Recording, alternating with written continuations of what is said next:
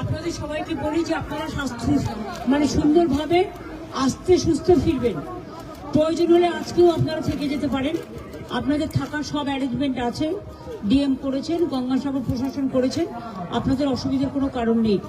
আমি গঙ্গাসাগরের মানুষকে, মা বোনেদের, বিশেষ করে ভাইদের সকলকে, আমার সব তীর্থযাত্রীদের, এনজিওদের আমার অনেক অভিনন্দন, আমার ছোট ছোট বন্ধুদের জানাচ্ছি।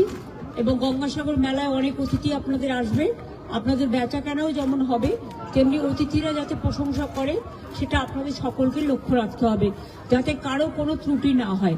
গঙ্গাসাগর মেলার জন্য পর্যাপ্ত পরিমাণে হাসপাতালের ব্যবস্থা, বেডের ব্যবস্থা, ডাক্তারের ব্যবস্থা, অ্যাম্বুলেন্সের ব্যবস্থা, আপনার বাসের ব্যবস্থা, সমস্ত বাস একটাই সিঙ্গেল টিকিটে যাতায়াত করতে পারবে।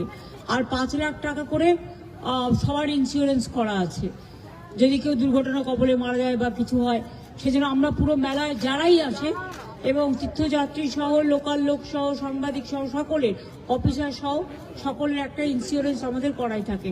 আর গঙ্গাসাগরের ব্যাপারে যে তীর্থকর ছিল বামফ্রন্টের আমলে সেটা আমরা তুলে দিয়েছি। সুতরাং আমরা মনে করি সবকিছু ভালোভাবে হোক। কালকে আবার আউটরাম ঘাটে প্রোগ্রাম হবে, দেখা হবে। সবাই ভালো থাকবেন, সুস্থ থাকবেন, সুন্দর থাকবেন।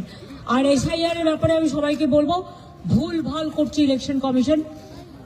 জীবিতদের মৃত দেখাচ্ছে, বয়োজ্যেষ্ঠদের নাকে নল পরিয়ে নিয়ে যাচ্ছে এবং যেসব অ্যাপ করেছেন বিজেপির IT সেলকে দিয়ে, সেগুলো ইললিগাল, আনকনস্টিটিউশনাল, আনডেমোক্রেটিক। এভাবে চলতে পারে না। আপনাদের বলবো আপনারাই ক্রস চেক করুন এবং আপনারা মানুষের পাশে দাঁড়ান। আমার পাশে দাঁড়ানোর দরকার নেই।